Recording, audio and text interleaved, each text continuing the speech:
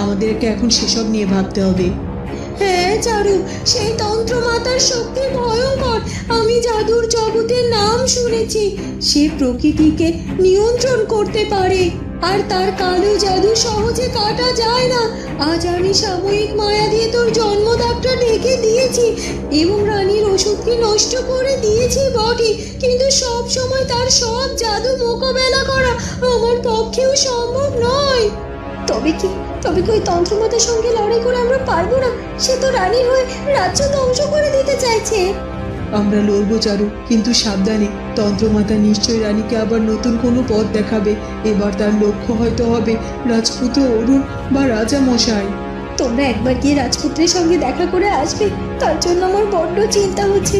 তোমরা গিয়ে রাজপুত্রকে বলবে সে যেন খুব সাবধানে থাকে। এই যুদ্ধে তার একটু ভুল রাজ্যের জন্য বড় বিপদ ডেকে আনতে পারে। ঠিক আছে চারু, আমরা রাজপুত্রের সঙ্গে দেখা করে তোমায় সব জানাবো।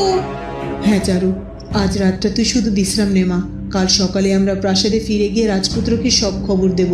এখন শুধু বিধাতার কাছে প্রার্থনা কর যেন রাজপুত্র নিরাপদে থাকে।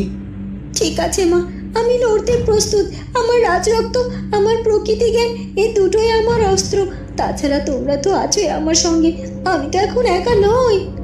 বন্ধুরা, কি হতে চলেছে এরপর সেটা জানবো আমরা চারুলতা গল্পের পরবর্তী পর্বে। আর আমাদের আজকের পর্বটি ভালো লাগলে অবশ্যই আমাদের চ্যানেলটিকে সাবস্ক্রাইব করে দিও। দেখা হবে নতুন পর্বে। ধন্যবাদ।